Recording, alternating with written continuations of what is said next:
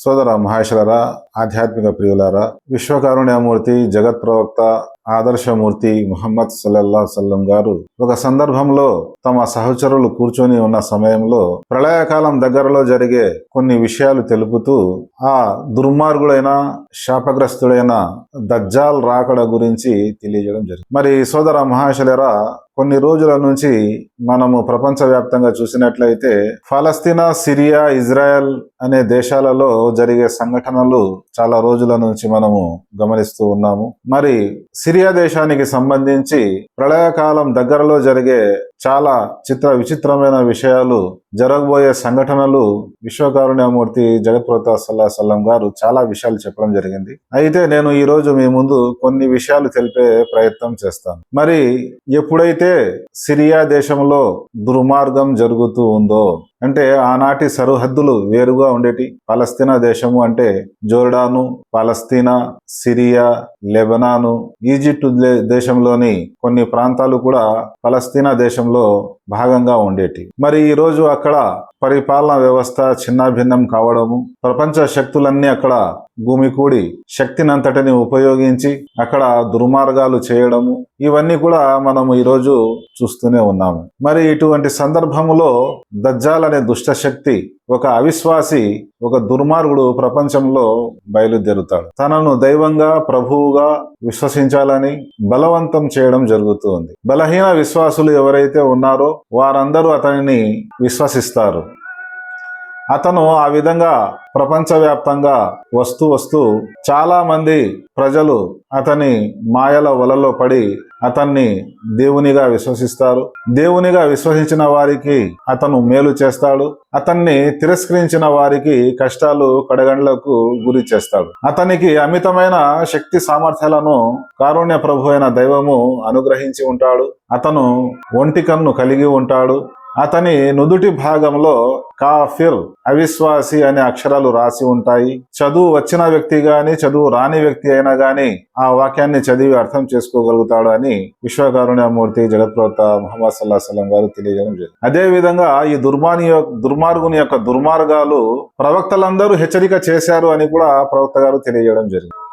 మరి అతను ప్రపంచాన్ని చుట్టిన తర్వాత మదీనా నగరంలో ప్రవేశించేదాని కోసము అతను ప్రయత్నం చేస్తాడు. ఆ సమయంలో మదీనా నగరానికి 7 ద్వారాలు ఉంటాయి. వాటికి కాపలాగా దేవుని యొక్క దైవదూతలు ఉంటారు.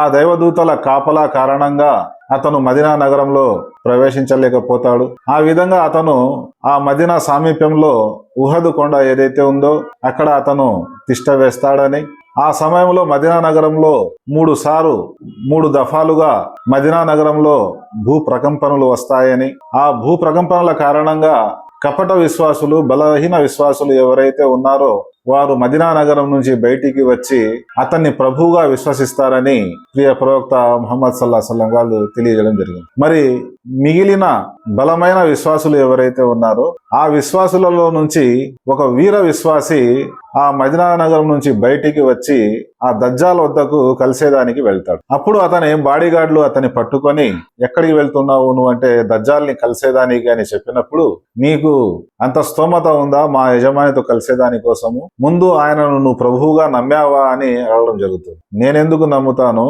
నా వద్ద స్పష్టమైన నిదర్శనాలు ఉన్నాయి. ఈ సృష్టికి యజమాని, కర్త, పాలకుడు, పోషకుడు ఎవడు అనేది. ఈ దుర్మార్గుడు సృష్టికర్త దేవుడు ఎలా అవుతాడు అని చెప్పినప్పుడు కోపం వచ్చి చంపేయాలా అని చితకబాదడం జరుగుతుంది. అప్పుడు ఒక వ్యక్తి ఈ విధంగా అంటాడు, మా యజమాని దజ్జాల్ నా అనుమతి లేకుండా ఎవరిని చంపకూడదు అన్నాడు కదా, దజ్జాల్ వద్ద ప్రవేశపెడతామని చెప్పినప్పుడు ఈ వీర విశ్వాసిని తీసుకుని పోయి హాజరుపరచడం జరుగుతుంది. మరి నీవు నన్ను ప్రభువుగా, దైవంగా విశ్వసిస్తావా అన్నప్పుడు, నీలాంటి దుర్మార్గుని నేనెందుకు విశ్వసిస్తాను అని చెప్పినప్పుడు అక్కడ కూడా చితగొట్టి పిండి చేయడం జరుగుతుంది. దాని తర్వాత మరలా అడిగినప్పుడు, నేను నిన్ను విశ్వసించను, నీవు దైవ ద్రోహివి అని చెప్పినప్పుడు ప్రజలు చూస్తుండగానే ఆ వ్యక్తిని తల నుంచి పాదాల వరకు 2 భాగాలుగా ముక్కలు చేయడం జరుగుతుంది. ముక్కలు చేసిన తర్వాత ఆ 2 భాగాల మధ్యలో నుంచి ఈ దజ్జాల్ నడుస్తాడు. అక్కడ ఉన్న బలహీన విశ్వాసులు, అవిశ్వాసులు ఎవరైతే ఉన్నారో, అదే విధంగా అస్ఫహాన్ యూదులకు చెందిన 70,000 మంది కూడా అతని దైవంగా విశ్వసించి ఉంటారు. వారందరూ ఆ దుర్మార్గుని దేవునిగా భావిస్తూ ఉంటారు. వాళ్ళందరూ చూస్తుండగానే తిరిగి ఆ 2 రెండు ముక్కలు చేసిన వ్యక్తిని లేపి నిలబెట్టడం జరుగుతుంది. తిరిగి అతను అడగడం జరుగుతుంది, ఇప్పుడు నువ్వు నన్ను విశ్వసిస్తావా, నమ్ముతావా అని చెప్పినప్పుడు ప్రవక్త గారు నాకు ఈ విషయాలని తెలియజేయడం జరిగింది.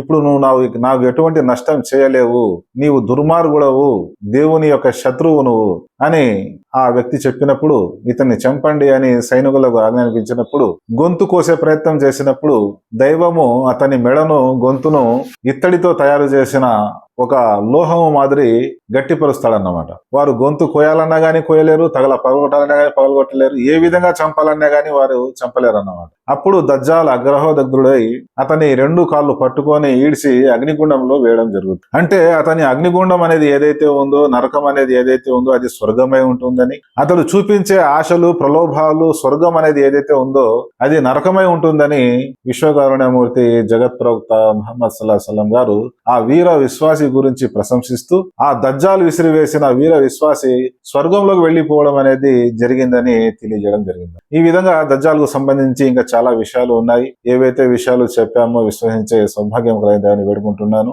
అస్సలాము అలైకుం వరహమతుల్లాహి వబరకాతుహు.